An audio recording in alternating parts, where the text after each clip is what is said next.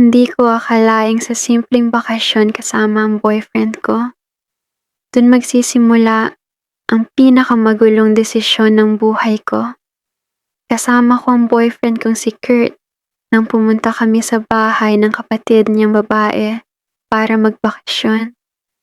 Excited ako noon dahil matagal na rin nila akong inaaya roon at gusto ko ring makilala ng mas mabuti ang pamilya niya.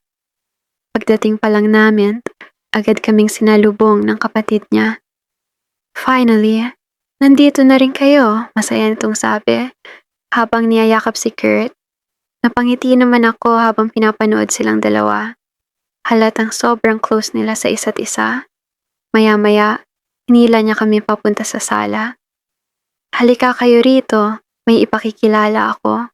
Pagharap ko, parang biglang bumagal ang paligid. May isang lalaking nakatayo malapit sa kusina habang umiinom ng tubig. Matangkad siya, moreno. May tattoo sa braso at halatang alaga ang katawan. Simple lang ang suot niya pero may kakaiba talaga sa presensya niya. Si Jason, sabi ng kapatid ni Kurt, boyfriend ko. Tumayo siya at lumapit sa amin. Nakipagkamay muna siya kay Kurt bago bumaling sa akin. Nice meeting you, sabi niya habang nakangiti. Pagkahawak niya sa kamay ko, marahan niya iyong hinalikan. At sa simpleng sandaling iyon, parang may kakaibang init akong naramdaman. Hindi ko maipaliwanag kung bakit pero biglang bumilas ang tibok ng puso ko. Ngumiti lang ako habang pilit itinatago ang kaba ko. Buong gabi, hindi ko maiwasang mapatingin kay Jason.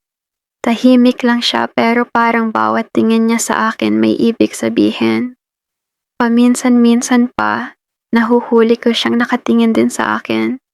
Habang kumakain kami, lalo akong naiilang sa presensya niya. Okay ka lang? Tanong ni Kurt. Mabilis akong napatingin sa kanya.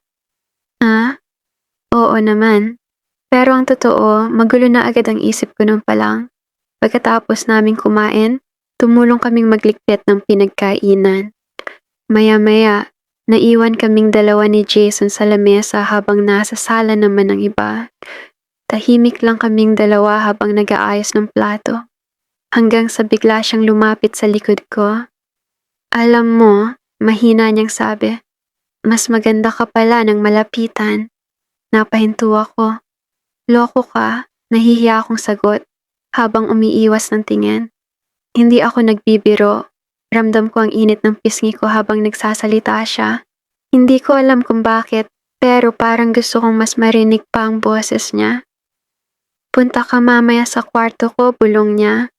May gusto akong sabihin. Hindi ako agad nakasagot, pero mula ng gabing iyon, hindi na siya nawala sa isip ko. Kinabukasan, magang nagising si Kurt dahil may laro raw siya ng golf kasama ang kaibigan niya. Samahan mo ako, sabi niya habang naghahanda. Napailing ako. Pagod pa ako, dito na lang muna ako. Sige, pahinga ka muna. Babalik din ako agad.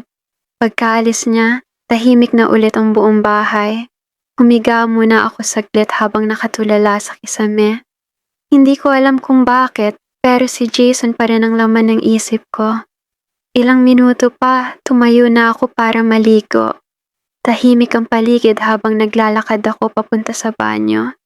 Pero pagdating ko roon, bigla akong natigilan. Nasa loob si Jason. Kagagaling lang niya sa shower at basang-basa pa ang katawan niya. Napalunok ako habang nakatingin sa kanya. Nagkatinginan kami ng ilang segundo. Hindi ka ba nahihiya? Nakangiti niyang tanong. Hindi ako agad nakasagot. Pakiramdam ko bumibilis lalo ang tibok ng puso ko habang papalapit siya sa akin. Pasensya na, mahina akong sabi, habang iiwas na sana ako. Pero hinawakan niya ang kamay ko at marahan niya akong hinila palapit sa kanya. Ramdam ko ang init ng katawan niya habang magkalapit kami. Hindi ko alam kung bakit pero parang nanghihina ako sa bawat tingin niya. Tama ba to? Mahina akong tanong. Ngumiti lang siya bago hinaplos ang pisngi ko. Kung ayaw mo, hindi kita pipilitin. Pero imbes na umiwas, lalo lang akong napalapit sa kanya at doon ko naramdaman na tuluyan na akong nawawala sa kontrol. Hindi ko na namalayan kung gaano katagal kaming magkasama roon.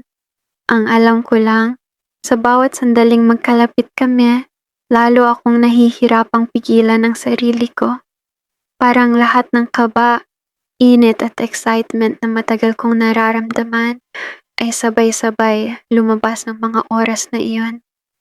At nang matapos ang lahat, tahimik lang kaming dalawa. Nakaharap ako sa salamin habang pilit inaayos ang sarili ko. Hindi ako makapaniwala sa nangyari.